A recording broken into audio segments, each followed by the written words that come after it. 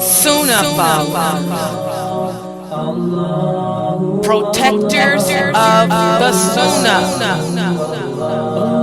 Sunnahfollowers, protectors of the Sunnah.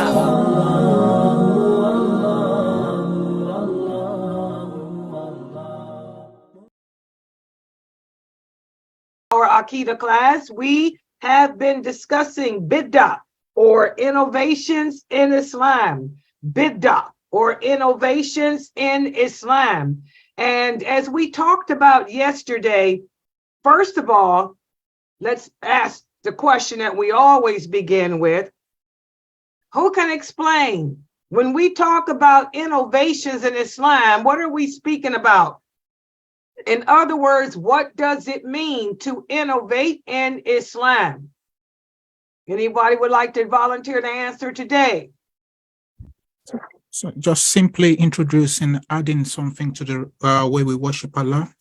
Exactly. Innovation relates to introducing something new or taking away from what has been legislated by Allah in regards to worship of Him. Okay, and again, innovation doesn't mean it has nothing to do with technology. It has to do with worship of your Lord. And the problem that we found out by me teaching this series is that most Muslims didn't know what actions of worship are. You know, they think that worship just means to pray and that's it. No, fasting is an action of worship. Prayer is an act of worship. Even supplicating, every time we call upon Allah, calling upon Allah is an act of worship. Anytime you remember Him and His names, even anytime you use the beautiful names of Allah to remember Him, that's an act of worship. Learning about Islam is an act of worship. Teaching about Islam is an act of worship. Okay, so, you know, these procedures have to be done the way Allah legislated. Everybody understand that? Celebrating for us is an act of worship. It's not an act of worship for kafirs. The non-believers, their celebrations are different than ours because for them to celebrate means to have fun, to relax, to lose yourself in fun. That's what celebration represents for them. But for us, it's different. Celebrating is an act of worship, and we only celebrate Allah. Why? Because He's the one that makes everything happen or not happen. Everybody understand that? From Him have we come, and unto Him we shall return. This is why birthdays is haram. Celebrating a birthday, you're celebrating the fact that you were born. You had nothing to do with that. You think people are supposed to honor you, eulogize you, and honor you by giving you presents, giving you gifts because this is the day you were born. This is worshiping something other than Allah. We don't celebrate the birth, nor do we celebrate the death of anything. And I've understand that I just learned recently that a very common Bidah or a very common innovation today, and I don't know if Sheikh Muhammad Saeed Atli included this in the book that we're studying from, but they innovate even in death. You know, you got Muslims that celebrate death. I've never heard about it until recently. Just because somebody's died, their death anniversary, the year that they died, they celebrate that. You know, this is what the non-believers do. The people that don't believe in Allah, they have no conscience of Him. Life is just a bowl of fun for them. It's all about feeling good. It's all about having fun. It's all about the pleasures of the flesh, the pleasures of the body. So they celebrate even death days. This is the death day. And even at death, when you're dealing with funerals and stuff, they want to send you off with a party. It's always about a party then too. We're going to pull out the videos.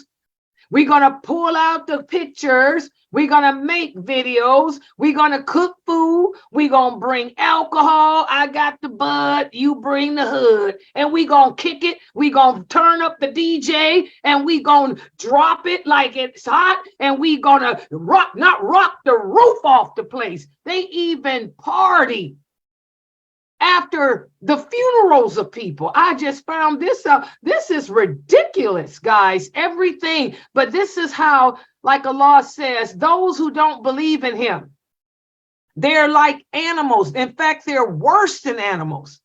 Because these people who have no consciousness of Allah, no fear of him, no belief in him, they just live each day looking for the pleasure that they can get. What makes them feel good. So they've turned even a death into a party. We're not like that as Muslims. We only celebrate Allah. That's it.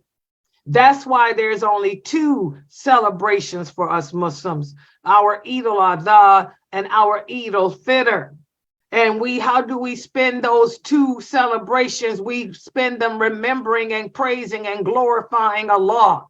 We don't spend them dancing, laughing, drinking, partying, watching videos, watching movies of what happened in the past when I was a 17. It was a very good year. Oh yeah, this is what the Kafirs do. And guess what? The Muslims do it too. I just found this out. They'll take pictures of a dead person from the time they came out the womb until they got shot and killed and make a video. When I was 8 years old, it was a very good year. And pictures of him holding a baseball. When I was 12 years old, it was another good year. This is ridiculous. And then they wonder why they can't let go. They walk around, the unbelievers, with pictures of dead people, all in their hands and in their wallets. And some of them even they hold on. Let me have this blanket. Let me have this underwear. Walk around with a shoe. There's actually people that walk around with shoes that belong to the deceased. I just have to have it to hold on that brings me close to them. You close to a shoe because the dead ain't here no more. They ain't a part of this world. They ain't thinking about this world. They busy in that El Barzakh, paying up for what happened here. Okay? This is sick, guys. I've never seen it before, but until just recently, this stuff. And it's ridiculous. We have to understand, and these are Muslims. These are Muslims behaving this way. And I say, if the Muslims behave this way, I don't want to see how the Kafirs behave. It was a very good year, Latifa. When I had my baseball and hit it over the hill. Come on, guys. This is just ridiculous. As Muslims, we don't live in the past. We move to the future. This is why Allah only gives us 3 days to grieve. A lot of the non-Muslims will ask, Sister Layla, why is it that as Muslims, you guys can only grieve 3 days? Because Allah wants you to accept his qadr and keep it moving. How are you going to move forward if you stuck in, it was a very good year? Come on, people. You get over it. Nothing in this world is permanent. Not you, not me. Your children don't belong to you. Allah tells you in the Quran, your children are just temporary gifts. Or they could be a temporary curse too. You know, Allah tells us in the Quran, he's going to test us with everything that you think is dear to you. Whatever you love, that will be your greatest test. your husband, your wives, your children, your money, your property, your job, your website, whatever you love the most. Allah promises you. He promises you. He gonna test you with that which you love the most to see if you love it more than him. And when I see Muslims carrying on like this, Muslims that can't handle death turning to drugs, Muslims drunk, Muslims squabbling around because it was a good year. I mean, come on.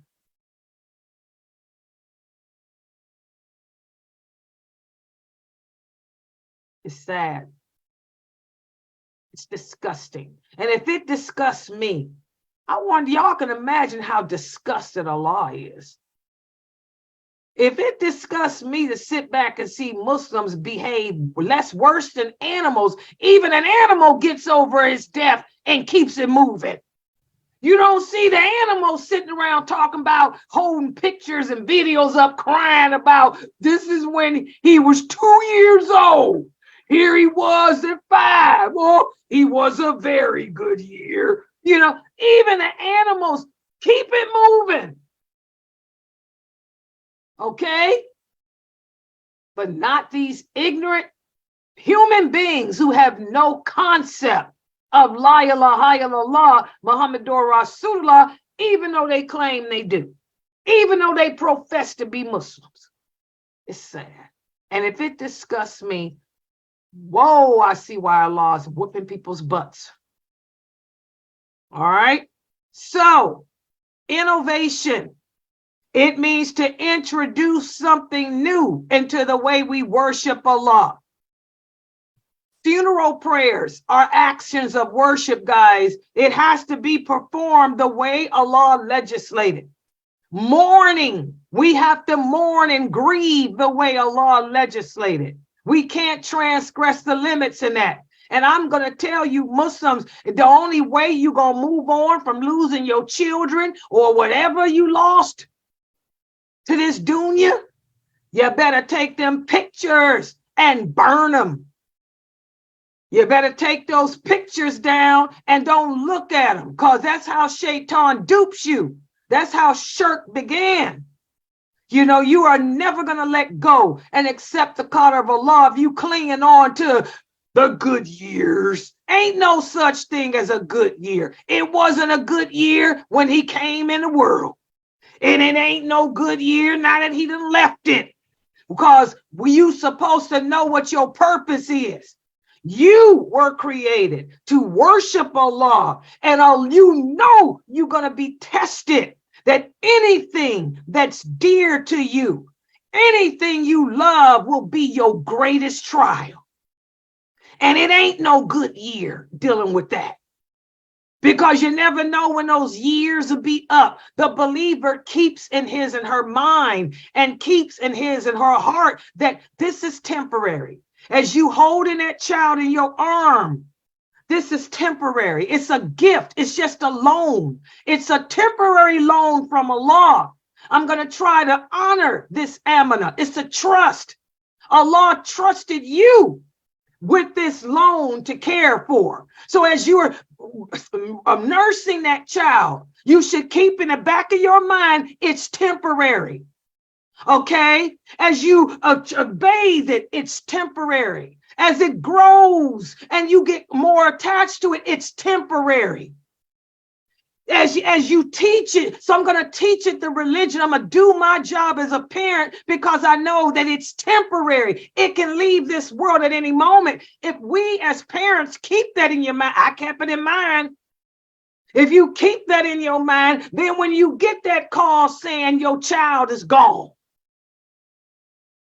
you won't be singing about the good old years. You would have been prepared for it.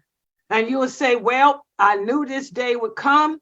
I knew that this would happen. So now, funeral prayers are actions of worship.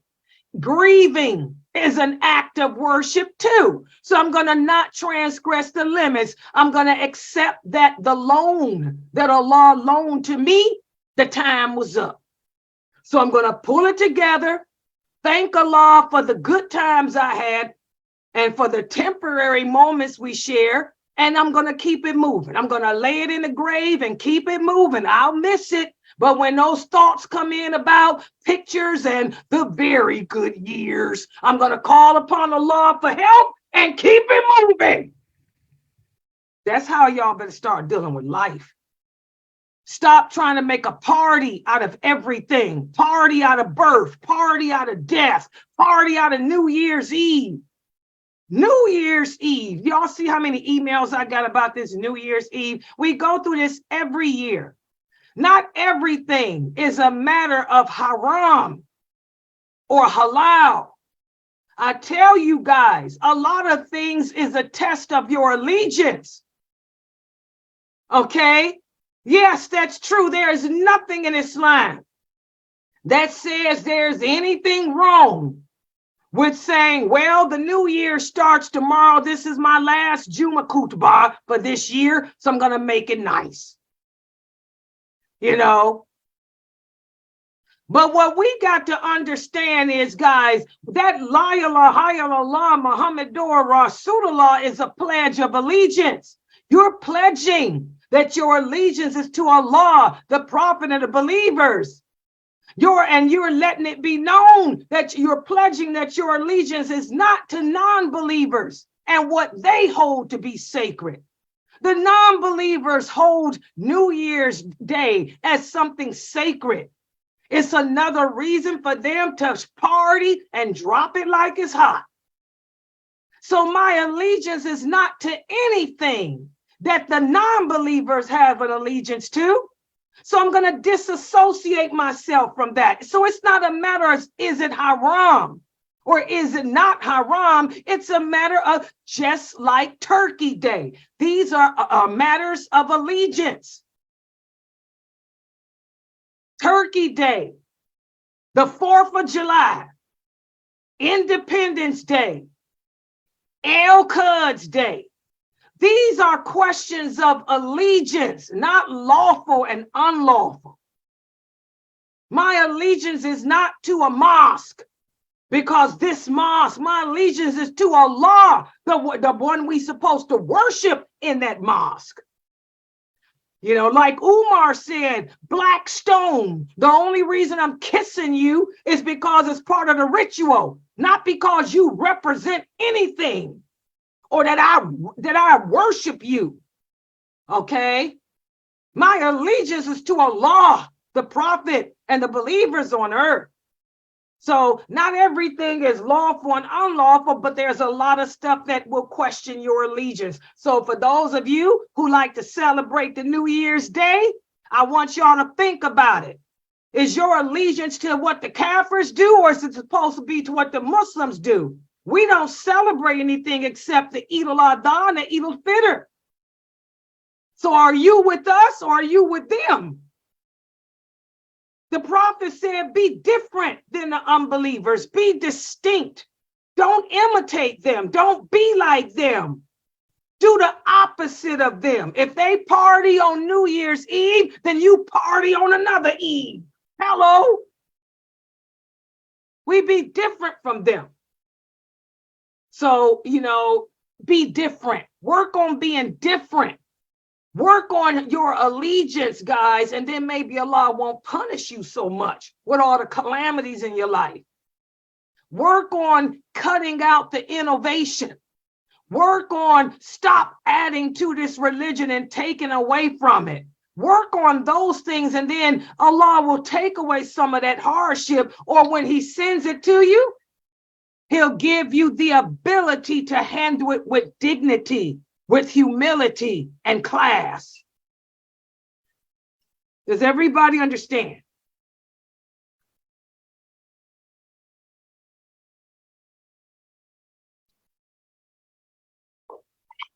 Because this is the problem with you guys. A lot of you, need to deal with that. All right, so we've been speaking about the different types of Bidah, the different types of innovation when it comes to worship.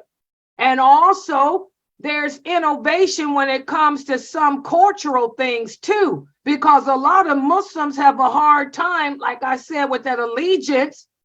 Is your allegiance to your culture or is your allegiance to Islam? I want y'all to know, as Muslims, Islam is supposed to be your culture. Your culture as a Muslim is not America. Your culture as a Muslim is not Ethiopia. Your culture should be Islam. Okay? Islam is not just a religion, it's a way of life. Allah has defined to us how to handle ourselves in all facets of life. He taught us how to handle ourselves in marriage, in divorce, even how to bathe, even how to put on clothes, even how to greet one another. And that's what we spoke about yesterday, innovations that many Muslims do in regards to something as simple as how we greet one another. And so let me put this quiz up on the screen from yesterday to see how well you guys understood the information that we spoke about on innovations in the greeting. And by the way, guys, for those of you who have not yet purchased the book, you want to get to athleteonline.com, and this is the book we're using, Bidah and Common Mistakes.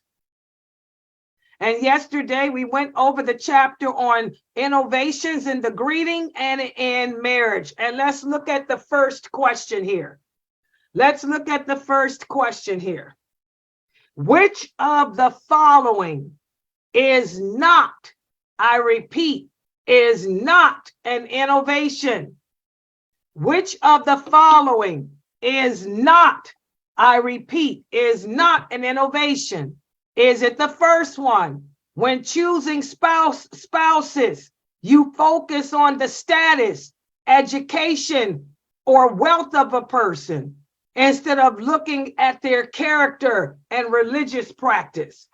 Or is it the second choice, throwing salt? Is throwing salt above the bride and groom to keep away the evil eye? Is that an innovation? Or is reciting the Fatiha? Is reciting the Fatiha upon accepting a marriage proposal? Is that innovation? So which of those things is not innovation? Or is it none of them or all of them? Let's see whose hands we have up. Hold on here. Go ahead, Sister Kadiato. They are all an innovation. They're all an abortion? What's she No, say? innovation. She said they're all an abortion. Okay. Do you guys agree with her answer? She said all of them are innovations. Do you guys agree? Anybody? Yes. Agree? Yes. Mashallah, she's correct. Good job. All of these things are innovations, guys. Every single one of these are innovations. You know, when it's time to get married, when you're looking for a husband or a wife for your child or your ward, you know, the first focus should be their character and their practice of their religion, whether this person is practicing Islam. And is this person got good character? You know, his status, education, and all that other stuff should be secondary. Okay, also throwing salt and rice. This is imitation of the kafir. We don't do that crap. And as far as the evil eye, the Prophet Muhammad taught us how to keep away the evil eye by reciting, you know, the Falak, the Nas, and Ikhlas, not throwing salt. And this reciting Fatiha as an acceptance of a proposal, that's not from the Sunnah either. So mashallah, all those things are innovations. Let's look at the next question.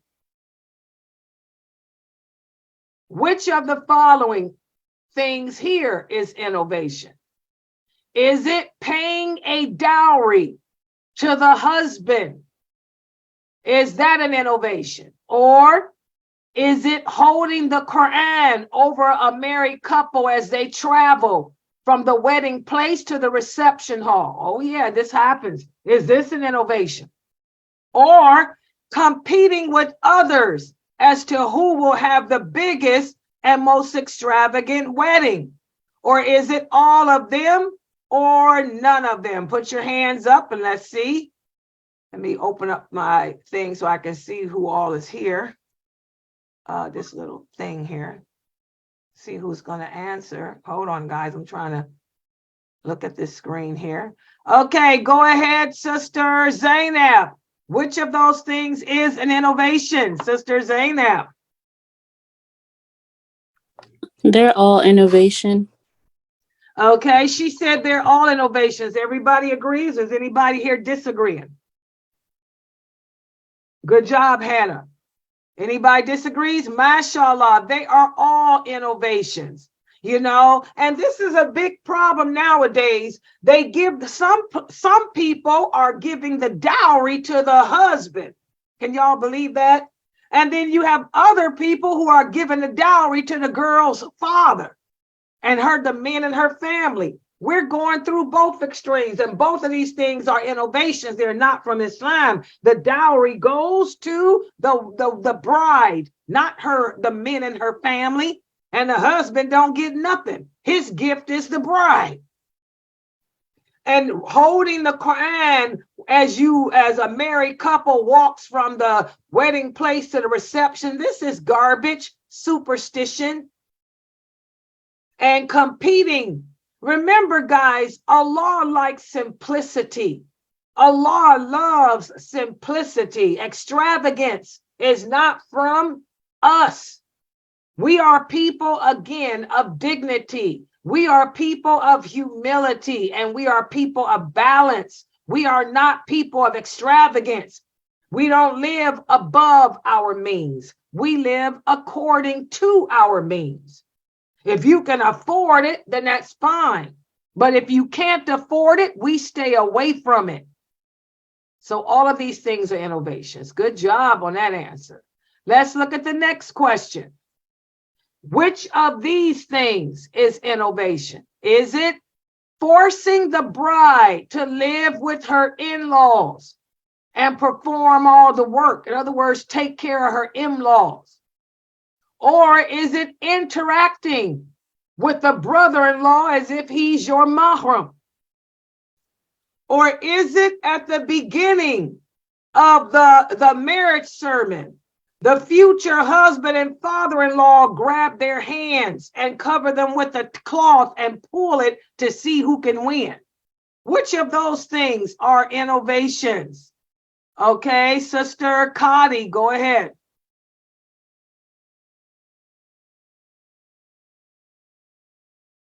All of the above. Okay, you guys, does anybody disagree? Good job, Laylee. Exactly, guys. All of these things are innovations. And we see these things happening all the time, too. You know, how many emails do I get from young women who, especially women from Pakistan and India? They will email me saying that they got married, but their husband moved them in with his mother and father, and she's supposed to be the servant to his mother and care for his mother because his mother is dying. Well, why did you marry the idiot? Why did you marry someone like that? You should have been able to see that that wasn't about no love. That was all about a slave.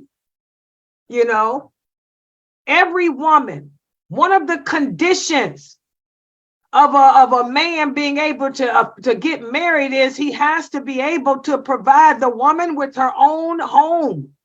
Every woman is entitled to her own home to live. We don't move in with other people unless you want to. But that's one of the conditions, one of the rights of a wife. The wife has the right to have her own home. You know, so I'm sorry, you brothers, you know, why would you sisters marry a loser like that? Okay, so this is a big innovation. And also interacting with your brother-in-law. Your brother-in-law is not your brother.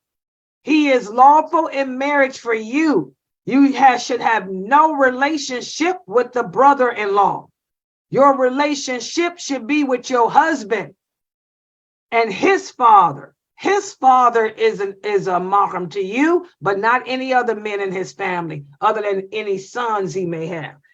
Your husband's sons and your husband's father, those are the only mahrams. Okay, let's look at the next question. Which of the following is innovation? Is it not seeing the person that you will marry until the day of the wedding? Is that an innovation? Or is exaggerating the amount of the dowry an innovation? Or is agreeing upon giving a small portion of the dowry before the wedding an innovation? Which of those things are actions of innovation? Or are they all acts of innovation? What do you think? Go ahead, Sister Sabrine. I would think because a man can give, if she agrees to this, a portion of the dowry. If she agrees with it with this during the marriage, like set up. Like I give you every month, I'll give you such and such, or. So are you saying that's an innovation or not? This one, that one. That is not an innovation. Okay, so you think all of them are except for that one? Yeah, I think 1 and 2 are an innovation.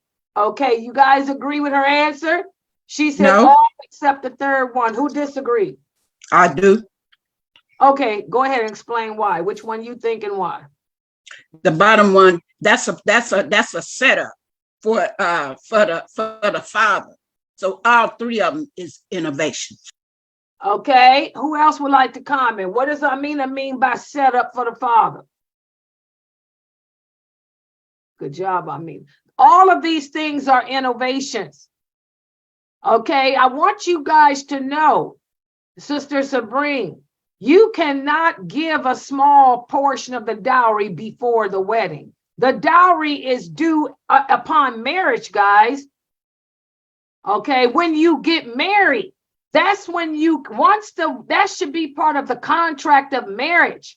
You can set up a payment plan as part of the marriage, but not before. That's just like getting your milk before the cow. We ain't married, so what you giving money to him for? That's what's the setup. What are you giving money to my father for when we ain't even married? It's part of the dowry. No, that ain't part of no dowry. How is it the dowry isn't even due until we are married, until the contract is complete? When the contract is complete, that's when I get my dowry. You understand, Sabrine? So this is innovation. That man doesn't get nothing. You don't pay nothing until the contract has been finalized. Just like there's no sex before marriage, there's no dowry before marriage. Y'all got that? Everybody understand that? Nothing happens until after the contract has been completed. Once the contract's complete, then you're married. Now you can have your sex and you can go on a payment plan for the dowry, but it's not before. Good job, Fresno. Okay, let's look at the next question. Which of the following is the proper way for Muslims to greet one another? Is it by hugging? Is it by kissing the cheeks? Or is it by shaking hands, or all of the above? All of the above. Which of those is the proper way for us to greet one another? Sister.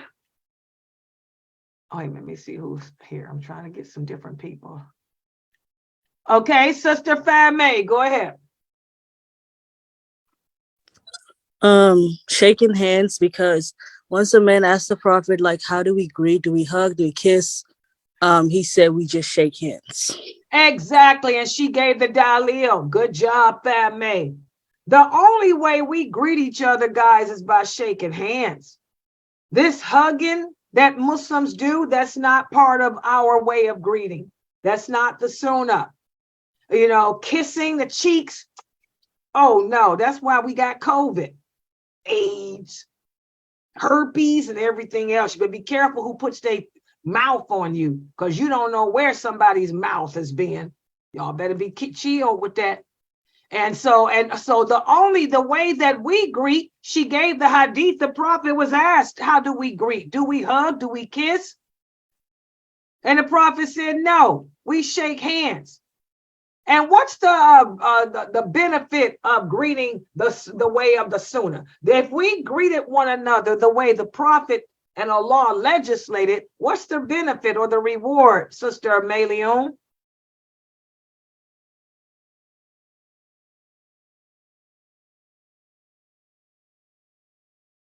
Your sound isn't working.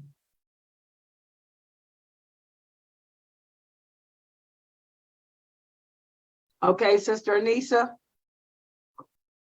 The sins of both parties are just forgiven. Yes, that's the benefit, guys. When we greet each other by giving salams and shaking hands, the sins, all your past sins are forgiven. As long as you are not indulging in an intentional sin, all your past sins are forgiven every time you give the salams and shake hands with the person. And we have to remember, we don't shake hands with the opposite sex. What about this, guys? What if I had a pair of gloves on?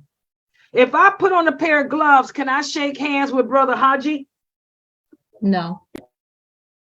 Okay. And this is something y'all need to understand, because a lot of Muslims think that they can shake hands if they put on some gloves. No, we don't wear gloves. You cannot touch a man. It says touch, period. We don't touch anyone who is not a mahram to us. The gloves ain't going to change the fact that he done grabbed and felt your hand. He still felt you. Whether he touched your skin or not, he felt the bone. Hello. So we have to be careful of that. Good job. Okay, let's look at the next question. Layla, can I add something to that? Yeah. And we shake hands with the right hand, not both of the hands, the right hand. Exactly. And that's important, guys, because a lot of people innovate by doing this. No, you use your right hand, he uses his right hand, and we shake. She uses her right hand, she uses her right hand, and we shake. Everybody got that? The right hand. Ain't no kissing. Ain't no hugging. So a sister sent me an email today asking, well, what do you do when you go to the mosque and you go to shake the hand with the sister and she wants to hug you? Just say, COVID. Plus it's the Sunnah. And then tell her, first of all, COVID, social distancing. And also it's from the Sunnah of our prophet to shake hands, because shaking hands removes all our previous sins. Isn't that beautiful? Kissing and hugging does nothing except, transmit COVID. So tell us social distance.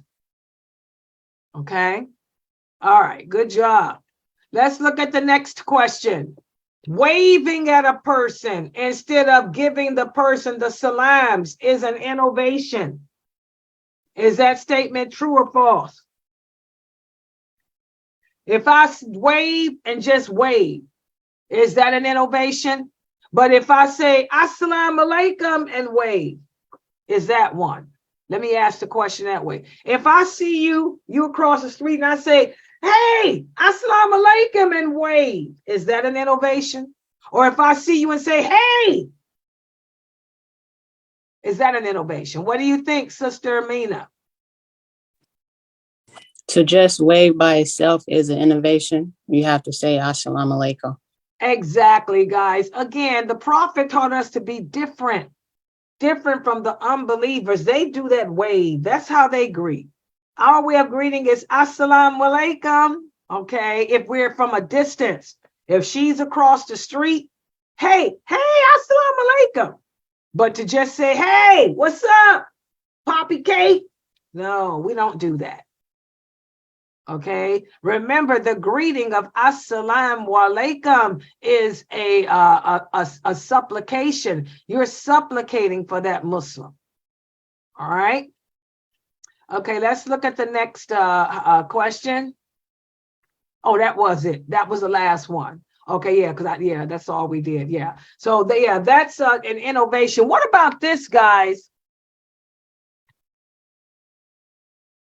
In your culture, when you guys greet, you say Assalamu alaikum and rub noses. Is that an innovation? What do you guys think? Yeah. Yes. Yes. And you guys, if you ever go to the Gulf area, like go Arabic Gulf countries like Kuwait, the Emirates, Qatar, Bahrain, that's what they do. It's a Bedouin thing. The Bedouins rub noses. This is innovation. We don't do that. You know, they'll shake hands, give slimes, and then rub that nose. Just try to avoid that. Try to avoid all that those deviations away from how the Prophet Sallallahu Alaihi Wasallam taught us to do things. Okay, any questions or comments about this quiz? Y'all did pretty good. Any questions about any of this?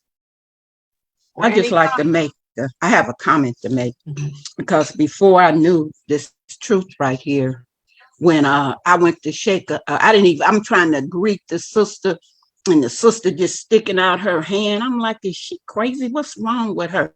But alhamdulillah, because of this, I've learned she was right. And it's nothing that she was doing it right and I had it wrong. So I didn't have to think she was crazy and evil. It just gives you knowledge to know the truth. This is what I think is so beautiful about this. Yeah, and share it with them. When you go to the mosque or go see a Muslim woman at the store and you go to greet her, Assalamu alaikum, and if she go to hug, you just say, oh, but you know, one thing about the hug, you can't hug a person if you haven't seen them in a long time. You guys understand? Like, for example, Latifa came over my house the other day. I hugged her. I said, hey, Assalamu alaikum, oh, Latifa. And I hugged her. We hugged. I mean, we haven't seen each other in a long time. You can do that. But we don't do this stuff. Oh, heck no. Ain't no lip smacking, no LGBTQ community here. It ain't here. Okay. But yeah, so I just want to make that point. If it's someone that you haven't seen in a long time, then yes, you can hug them. But as far as making it practice all the time, no. And that includes your family, like say, for example, you haven't seen your mother in a long time or your sister in a long time. Yes. Or say, for example, you just like to give your mother a hug, that's something different too.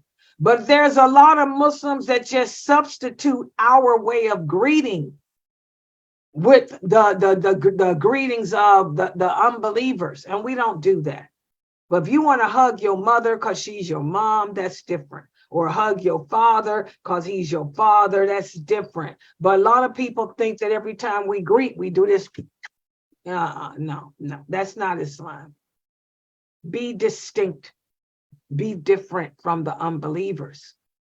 Like I said, this day holiday, they the ones that like to bring in the new year. Well, guess what? I bring it out. Do the opposite of them. You want to party like it's 1999? I'm going to party like it's 2029. Hello. You got to be different from them. Opposite. Any other questions or comments? I have a question. Yes. So I bought this book from like Sheikh Atlee, about like evolution and like prayer, so I can unlearn everything that I was like taught. And there's this one part in the Tashahhud where it says La Sharika Lahu. Is that a part of it or? Yes. Okay. Let me hear you recite the Tashahhud. Okay, so At-Tayyatu Lillahi was-salawatu wat-tayyibat. Assalamu alayka ayyuhan nabi wa rahmatullahi wa barakatuh. Assalamu alayna wa ala ali ibadullahi salihin. Ashhadu an la ilaha illahu wa ashhadu anna Muhammadan abduhu wa rasuluh. Okay, yeah, you use the same one I use. There are several ways The Prophet Muhammad sallallahu alaihi wasallam taught us several ways that we can recite the Tashahhud.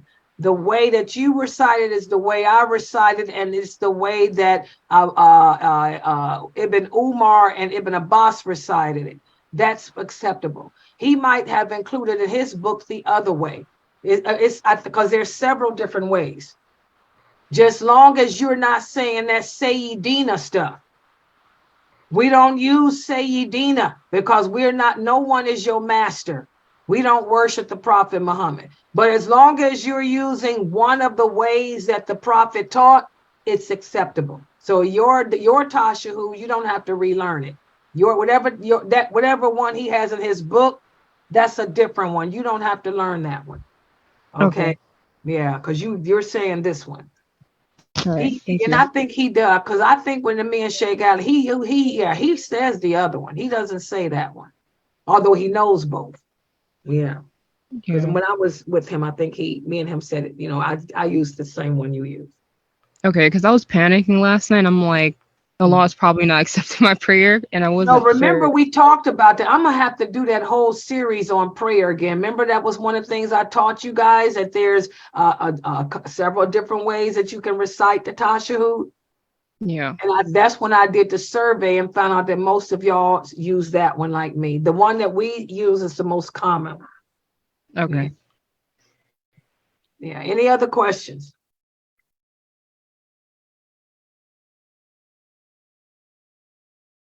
Okay. All right, guys.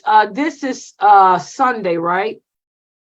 And do I have another class tonight? I can't remember, guys. Why did I do that PowerPoint there? I did the PowerPoint on the Messenger. Did I do the Messenger class already, y'all? Why did I do this?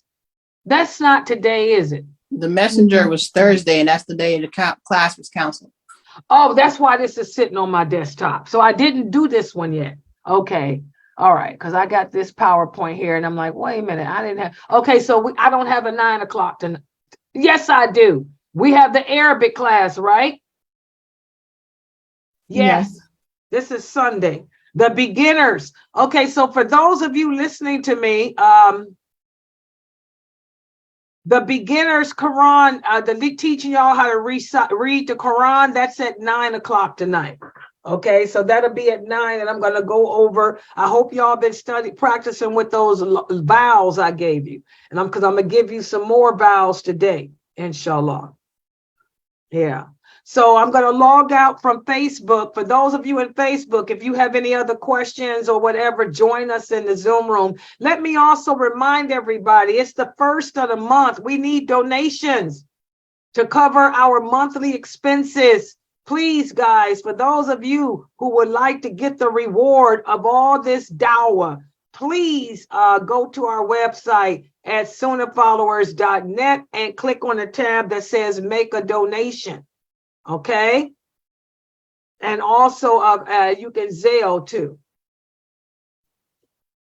Wait a minute. What is this? That Elizabeth? Go ahead, Elizabeth. I can't see this.